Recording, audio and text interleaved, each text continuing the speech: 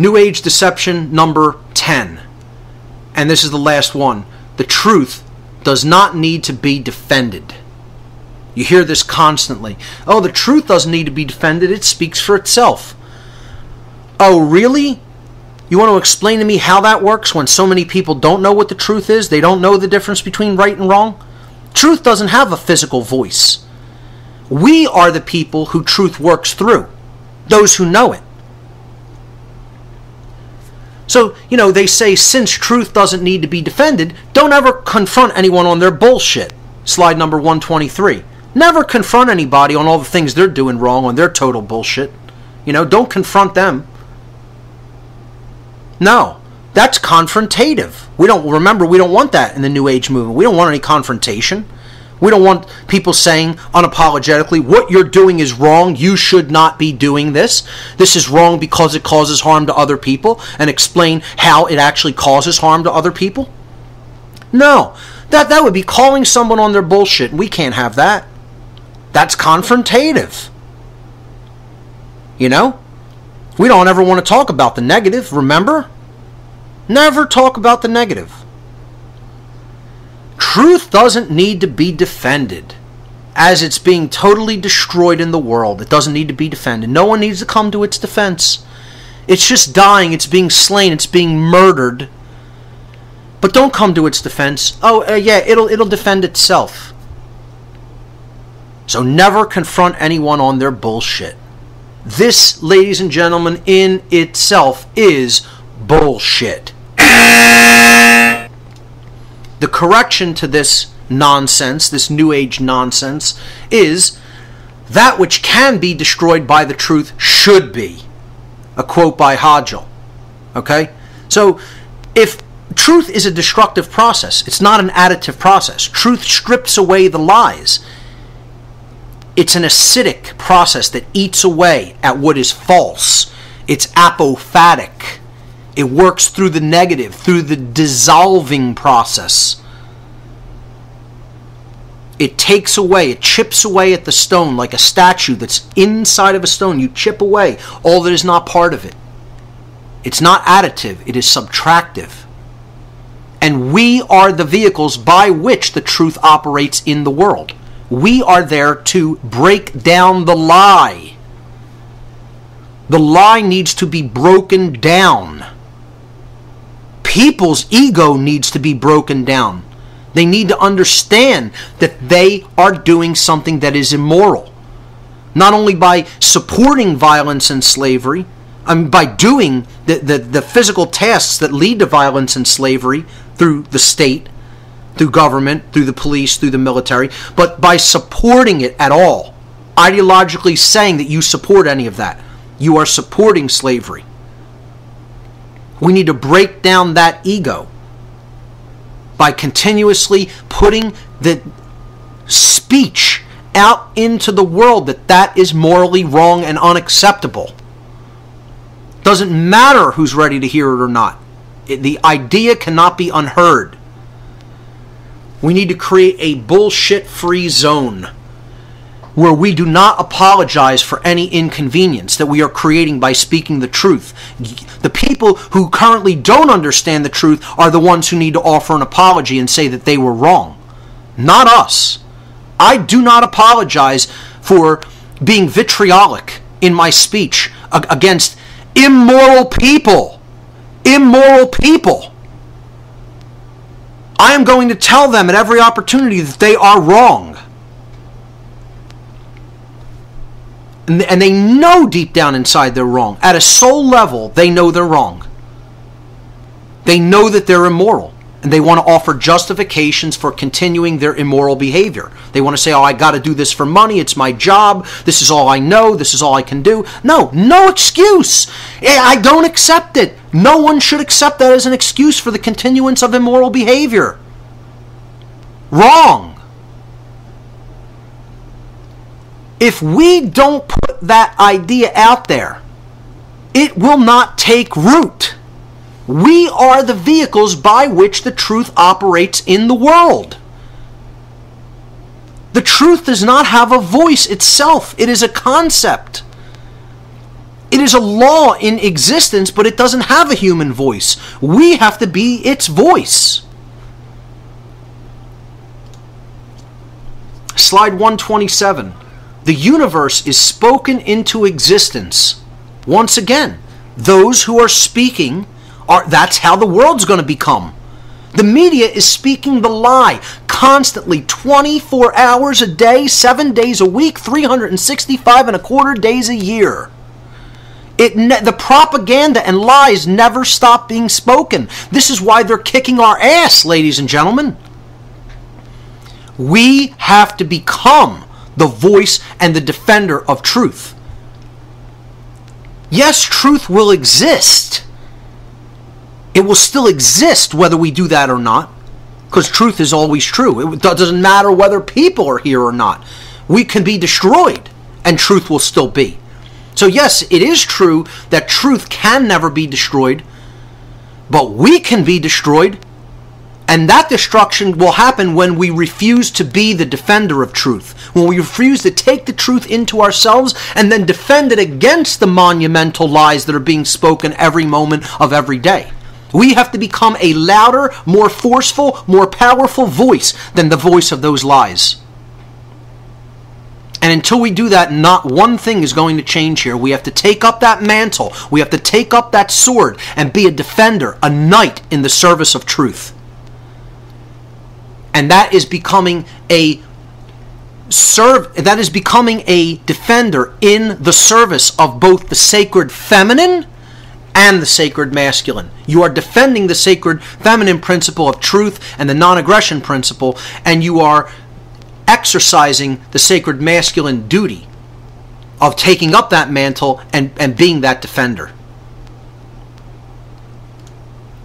Slide number 128. Never, ever, ever, ever give up. This is about sustained willpower, as I've said before. Rage against the dying of the light. Be that holder of that torch, of that flame of knowledge, of truth, and a beacon of freedom. No matter what is happening, continuously exert your will. If you know what the truth is, you have a responsibility to continuously speak it, to continuously defend it, and to continuously bring that message to other people, whether they want to hear it or not. It does not matter whether they do not want to accept it. And people will say, well, that's violence, continuing to try to bring something to somebody that they don't want. No, wrong. That is an obligation. An obligation. If you know what the truth is, and other people you know by what they're saying to you, you know that they do not know it, you have an obligation to continue to speak it, because the universe, the quality of our experience, is spoken into existence. And this is why it's in a tragic mess of a state, because we are not taking up that sword of truth and putting it into and swinging it by using our voice. That's why words and sword all use the same letters. People don't even look at simple things like that. That's synchromistic. It's there for a reason. The sword of truth, it's wielded through words, through speaking the truth into existence. Speaking the acceptance of the truth into existence. Like I said, truth will always exist. We need to get out of the New Age religion cul-de-sac. Slide number 129. The New Age religion cul-de-sac, which is what this has all been about. Shutting down the masculine. Shutting down the sacred masculine of action. A different reality can be spoken into existence by us if we care enough to learn the truth and then develop the courage and the will to defend it at all costs.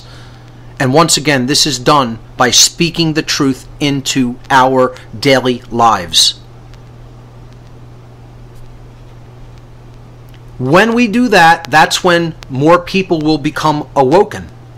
When they will recognize their sovereignty. We can create a new reality. It can be spoken into creation by us, the vehicles of the truth. But we have to care enough to learn the truth for ourselves, to know it, then develop the courage and the will to speak it to others. That when we do that, that's when we're going to change internally, as depicted on slide number 130. And as a result, when we understand that sovereignty and we have come into that level of enlightenment, then the chains that are binding our whole world are going to crumble, as depicted in slide number 131. Only when that happens, only when that occurs, when we develop that courage and will to speak the truth into existence.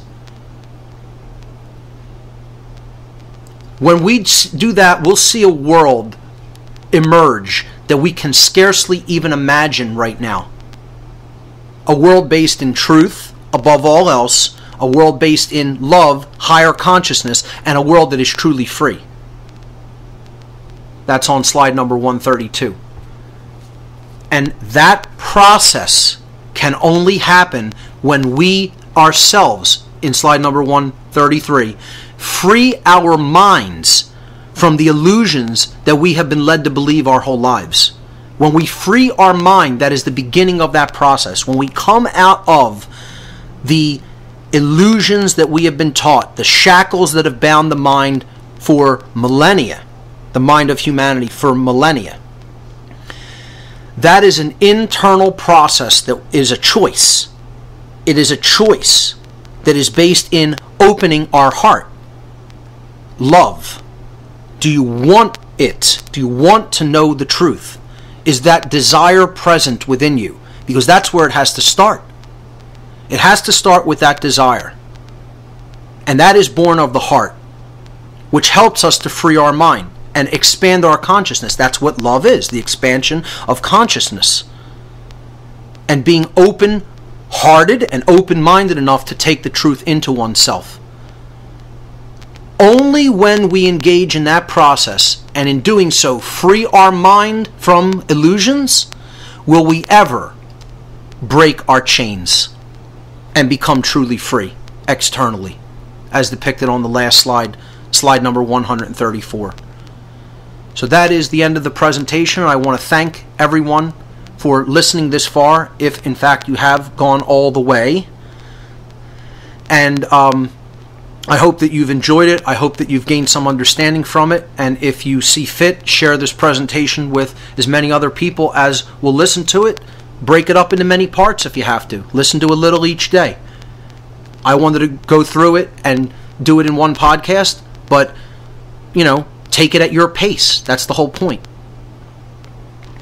So I want to thank everyone for their patience. I know this was a really long one, and I want to say that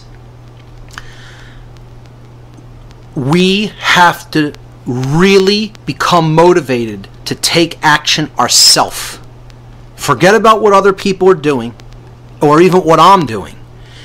Get involved.